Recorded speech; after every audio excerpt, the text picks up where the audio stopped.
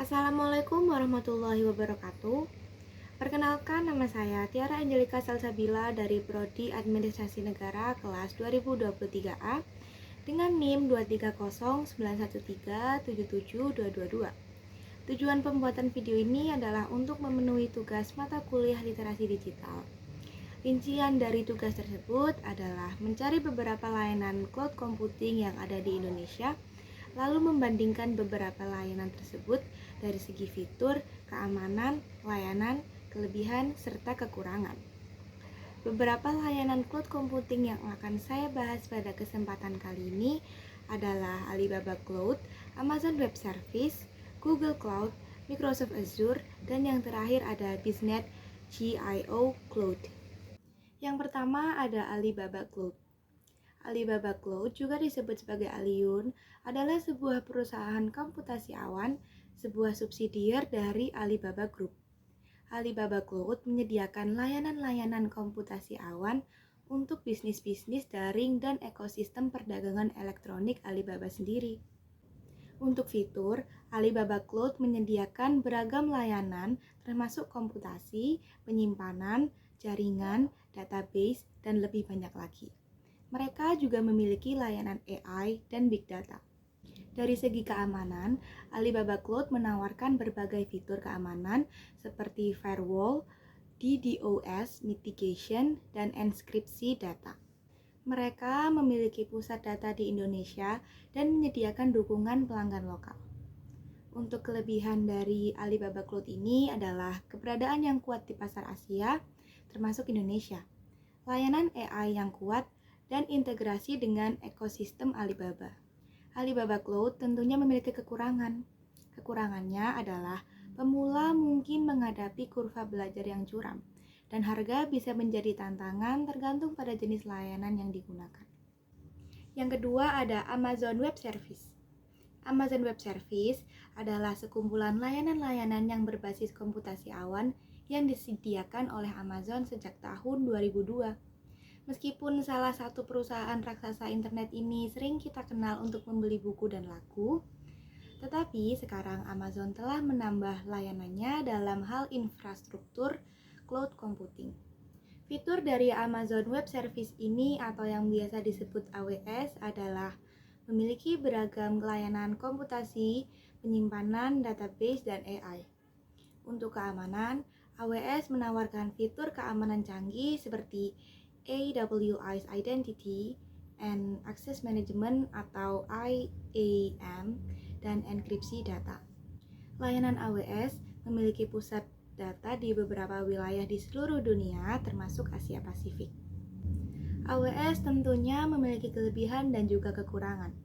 Kelebihan dari AWS adalah skala global dan ekosistem besar, serta berbagai layanan yang sangat canggih. Kekurangannya adalah harga bisa mahal tergantung pada penggunaan, dan beberapa layanan memerlukan pengetahuan teknis yang cepat. Yang ketiga ada Google Cloud. Google Cloud Platform atau GCP adalah kumpulan layanan komputasi awan yang ditawarkan oleh Google. GCP berjalan di atas infrastruktur yang sama yang digunakan oleh Google untuk produk internalnya seperti Google Search, YouTube, dan Gmail. Google Cloud tentunya menyediakan fitur seperti layanan komputasi, penyimpanan, database, dan AI, serta memiliki beragam alat pengembangan. Untuk keamanan, Google Cloud menawarkan fitur keamanan tingkat tinggi dan manajemen identitas. Layanan Google Cloud memiliki pusat data di wilayah Asia Pasifik, termasuk salah satunya di Indonesia. Kelebihan dari Google Cloud adalah integrasi dengan alat Google yang sudah dikenal seperti BigQuery serta kemampuan AI yang kuat. Kekurangannya adalah mungkin tidak sepopuler AWS atau Azure dan beberapa layanan mungkin tidak sekomprehensif. Yang keempat ada Microsoft Azure. Microsoft Azure adalah platform cloud public Microsoft. Azure menawarkan banyak koleksi layanan yang mencakup platform as a service atau PaaS, infrastruktur sebagai layanan atau IaaS, dan kemampuan layanan database terkelola.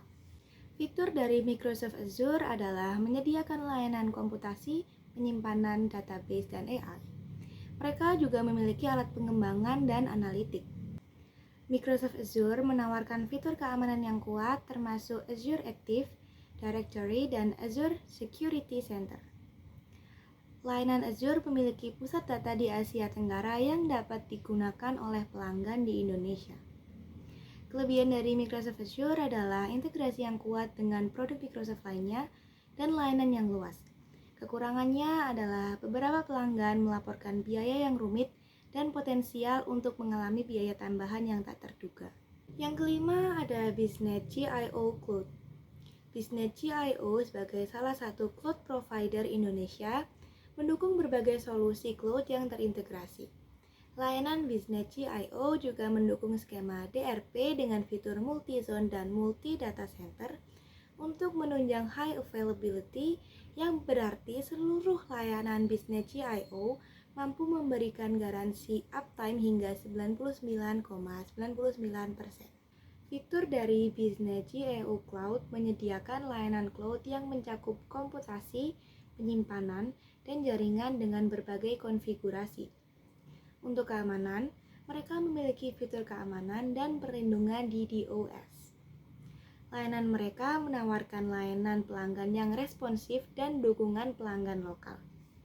Kelebihan dari Biznet GIO Cloud ini adalah infrastruktur data center yang kuat di Indonesia, berbagai layanan cloud yang canggih. Kekurangannya, harga mungkin lebih tinggi daripada penyedia hosting lokal. Keputusan akhir dalam memilih layanan cloud harus didasarkan pada analisis cermat kebutuhan dan prioritas bisnis serta pemahaman yang kuat tentang fitur, keamanan, dan harga dari masing-masing penyedia layanan. Sekian penjelasan yang dapat saya sampaikan mengenai beberapa layanan cloud computing yang ada di Indonesia, serta perbandingan beberapa layanan tersebut dari segi fitur, keamanan, layanan, kelebihan, dan kekurangan untuk memenuhi tugas mata kuliah literasi digital. Semoga video ini dapat bermanfaat bagi semua orang yang menonton. Mohon maaf bila ada salah kata baik disengaja maupun tidak. Terima kasih. Wassalamualaikum warahmatullahi wabarakatuh.